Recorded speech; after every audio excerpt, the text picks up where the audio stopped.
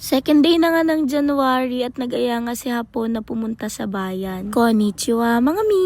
Kami nga lang sana ni Hapon yung aalis dyan mga mi at ihahatid lang kami ni Papa sa terminal. Pero dahil nga natatakot si Hapon na umalis ng kaming dalawa lang, eto nga't napilit namin si Papa na samahan kami. Wala pa nga daw kasing ligo si Papa dahil galing siya sa bukid. Kaya nga ayaw niya sana sumama. Nagpapalit nga lang kami mga mi dahil nga wala na nga kaming cash. Pagkatapos nga ay pumunta sa Changi at binila ng damit si Papa. Habang nga nakikibihis si Papa sa Jollibee ay bumili na din kami ng bago niyang bag. Tingnan nyo naman mga miabot tenga yung ngiti ng tatay ko dyan. Kasi nga gustong gusto niya na din magbihis talaga. Walang gaanong ganap ng araw na to mga mi dahil umalis nga lang kaming tatlo nila Papa. Bibili nga lang kami mga mi ng pintura at iba pang materyales dito sa depot na napuntahan namin. At dahil nga bawal mag-video sa loob mga mi, fast forward na to, kumain nga lang kami sa Mang Inasal. Dahil nga medyo nagugutom na din kami. Paawid only rice yung in-order ni Hapon at ni Papa. Ako naman yung combo meals. Pero nga hindi ko din naubos dyan yung barbecue. Binigay ko din kay Papa tsaka kay Hapon. Pagkatapos nga ay bumiyahe na kami pauwi at pumunta na nga sa hardware para bumili ng kahoy. At tsaka nga nag-aya na naman ulit itong kuya ko na pumunta ng Talipapa na malapit Syempre, sa amin. kasama na nga doon yung utos ni Hapon na bumili nga ako ng timba at tabo. May bagong bukas nga doon na tindahan mga mi, sabi ng kuya ko dito sa bagong tayong building, kaya nga pinuntahan namin. At nakita ko nga tong lip oil ba to o lip